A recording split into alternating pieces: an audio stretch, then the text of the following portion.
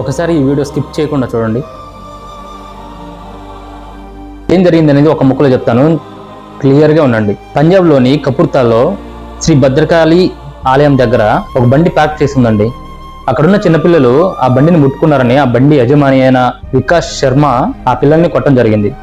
ఎందుకు కొడుతున్నావు అని ఒక ఆవిడ చిన్న పిల్లని తీసుకుని అక్కడ కూర్చున్న వీడియోలు చూశారు కదా, ఆవిడ ప్రశ్నిస్తే నీకెందుకు అని అతను కాలికొన్న చెప్పు తీసుకొని చూశారు కదా ఎలా కొడుతున్నాడు, కాలుతో తన్నాడు, చెప్పులతో తన్నాడు. అక్కడున్న చుట్టుపక్కల ఉన్న భక్తులందరూ వచ్చి ఏంది వాళ్ళ కొడుతున్నాను అడగ్గా ఎవరికి అతను ఇర్రెస్పాన్సిబుల్ గా సమాధానం ఇచ్చాడు. అక్కడున్న కొంతమంది పోలీసులకు ఇన్ఫర్మేషన్ ఇచ్చారు. సీసీటీవీ ఫుటేజ్ ఆధారంగా ఆ నా కొడుకుని కనిపెట్టారు. కాకపోతే నా కొడుకు ఏంటంటే ప్రస్తుతానికి పరారులో ఉన్నాడు. దయచేసి మీరు ఈ వీడియో ప్రతి ఒక్కరికి షేర్ చేయండి. ఆ నా కొడుకు దొరికేదాకా షేర్ చేయండి. అరే పనికిమాలినోడా, అవులేగా ఏం మనిషివిరా నువ్వు, ఇలా నా కొడుకుని అసలు ఏం చేయాలో కామెంట్ చేయండి. ఇలాంటి వీడియోలు మన ఛానల్లో చాలా వస్తూనే ఉంటాయి, దయచేసి ఫాలో చేయండి.